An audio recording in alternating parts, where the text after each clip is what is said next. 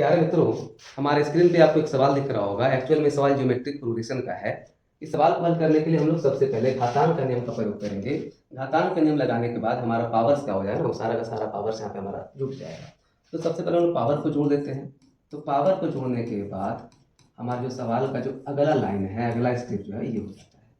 इस सवाल को अब सॉल्व करने के लिए सबसे पहले हम लोग 6 को इग्नोर करके सबसे पहले हम लोग पावर्स का सम लगाएंगे। सबसे पहले हम लोग क्या करने वाले हैं, पावर्स का क्या करेंगे, सम लगाएंगे। पावर्स का सम लगाने के लिए अगर हम लोग इस सीक्वेंस को चेक करते हैं तो पता चलता है कि सीक्वेंस का जो है ना कॉमन रेशियो बराबर है। कैसे निकलता है कॉमन रेशियो? तो कॉमन रेशियो निकालने के लिए हर एक बाद वाले टर्म में उसके पहले वाले टर्म से क्या करते हैं, भाग लगाते हैं। मतलब हम लोग 1/4 में अगर हम लोग 1/2 से भाग लगाएं तो सवाल तो इसका सॉल्यूशन कितना जाता है, 1/2।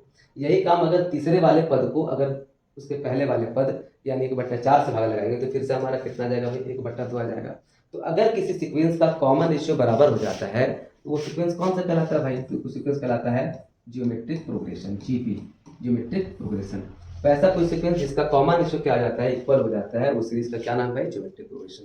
तो ज्योमेट्रिक प्रोग्रेशन के अनंत पदों का जोड़ लगाने वाला हम लोग फॉर्मूला का यूज करेंगे, जो कि फॉर्मूला होता है एस इनफाइनाइट a/1 - r। जहाँ पर एक क्या है तो ये हमारे सीक्वेंस का पहला पद है और आर क्या है तो आर हमारा कॉमन रेशियो है। तो हमारे सीक्वेंस का जो पहला पद है, देखिए ध्यान से, वो 1/2 है और नीचे में हम लोग 1 और माइनस आर के जगह पर रख देंगे, कितना हम लोग रख देंगे, 1/2। तो ऊपर में 1/2 और नीचे में अगर 1 में अगर 1/2 घट जाएगा तो बच जाएगा कितना, 1/2। इसको कटने के बाद एक जो आ जाएगा इसका सॉल्यूशन, ध्यान दीजिएगा, ये सॉल्यूशन पावर्स का सम है। किसका सम है? पावर्स का ये जोड़ है। ये हमारे सवाल का उत्तर नहीं है, पावर्स का जोड़ है। तो सवाल का आंसर लाने के लिए हम लोग क्या करेंगे, 6 तो बेस में हमारा एक संख्या है और पावर्स का सम हम लोग कितना ले आए हैं भाई, 1 लाए हैं। तो आप ही बताइए 6 का पावर 1 कितना होता है? तो कहेंगे 6 होता है और हमारा सवाल भी खत्म हो जाता है।